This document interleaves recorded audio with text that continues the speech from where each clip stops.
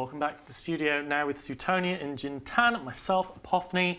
Waffles bring a really hardcore all-in Galente team, managed to take down the Navy Scorpion of the Tuskers team. Unfortunately, it was not their flagship. That would have been a massive hit to the Tuskers if it were. We also saw another Fiend on field. Suetonia, tell us a little bit, Rocket told us a little earlier, tell us a bit more about the Fiend and what makes it such an incredibly powerful tournament ship. So the Fiend is kind of like an Onyx and a Devoter together with an extra mid slot, but it's got the afterburner bonus from the Sancha hull.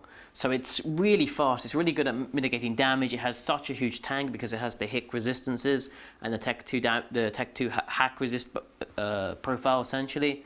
On top of that afterburner bonus, it mitigates so much damage, it can tank a lot of damage too, does a lot of damage too, does better than Phantasm DPS, has the Hick scram. It doesn't get the penalty from the Hicks. Oh, I don't think there is a penalty on the scram. It's not a bubble effect. No, it doesn't get the penalty to movement speed when it's using that module. Jin, why don't you tell us a little about what Waffles showed us there? The all-hull, all-in Galente Blasters team that was not as effective as they may have hoped. Basically, that comp just relies on overwhelming a team with minimal control. It's one that tries to get right on top of something big, you know, one of those 2 to 3 core comps, you know, things that are bringing like 2 Typhoon fleet issues, and that's it for your DPS.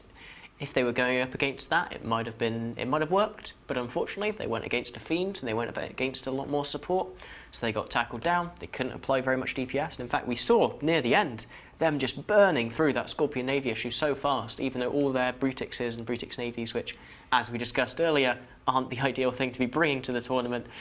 You saw it, just like the potential DPS is huge. It's just applying that DPS is obviously the problem.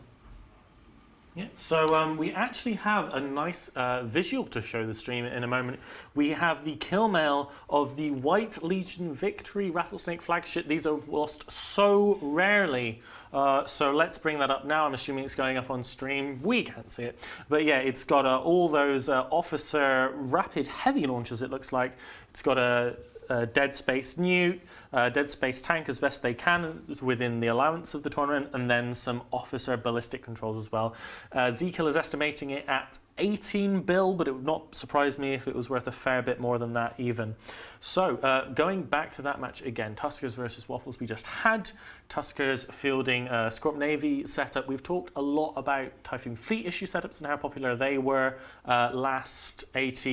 Towards the end of last AT, the Scorpion Navies took over from the Typhoon Fleet issues. Suetonia, tell a bit about Scorpion Navy teams. Why are they good? Why the Scorpion Navy in particular? Is it a good tournament ship? Well, Scorpion Navy issues a missile ship, so it's really strong against E-War and neuting effects. It's a lot harder to mitigate DPS from them. It has a utility high too. It's one of the reasons why you see Typhoon Fleet issues so much is because they have 2 newts. The Scorpion Navy only brings 1 newt, but it has a lot more tank. It has that shield resistance bonus. It has 8 mid slots.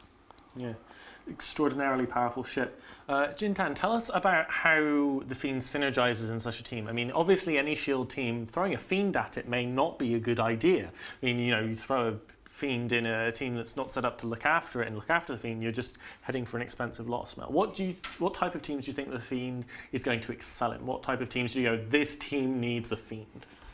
Oh well, obviously any team that is shield and involves a Hick, would like a Hick is very good for that kind of thing. But beyond that, the Fiend excels at adding a lot of range control to teams that don't have great range control. And that is the Scorpion Navies in a nutshell.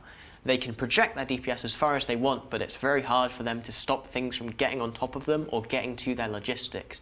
They do have a lot of mids, they can fit grapplers and injectors and XLASBs, but they can't really do it all at once. Because they have to use some of those slots for tank as well.